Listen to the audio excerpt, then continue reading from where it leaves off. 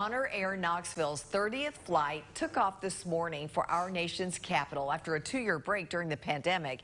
East Tennessee veterans are spending an emotional day touring the monuments built in their honor.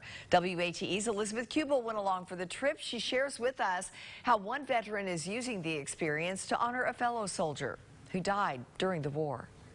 We're at the Vietnam Memorial, and I want to introduce you to a Knoxville veteran, Dennis Crooker, who did something particularly meaningful today to honor a fellow airman first class.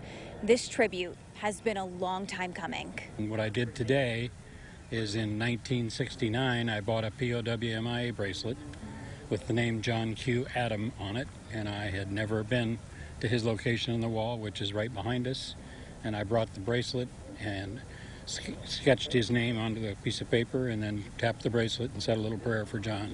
How was that? What was that moment when you put that bracelet up against the wall and sketched out his name? It just brought back an awful lot of memories.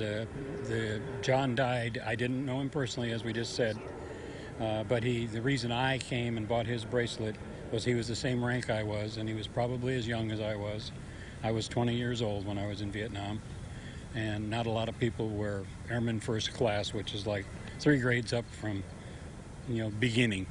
And when he passed at such a young age, I was back in college in California.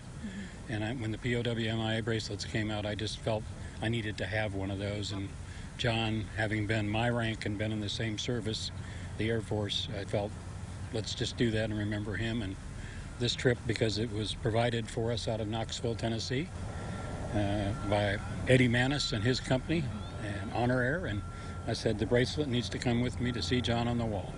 Well, we thank you, Dennis, and we thank you for your service. Thank you. I appreciate it. Thank you.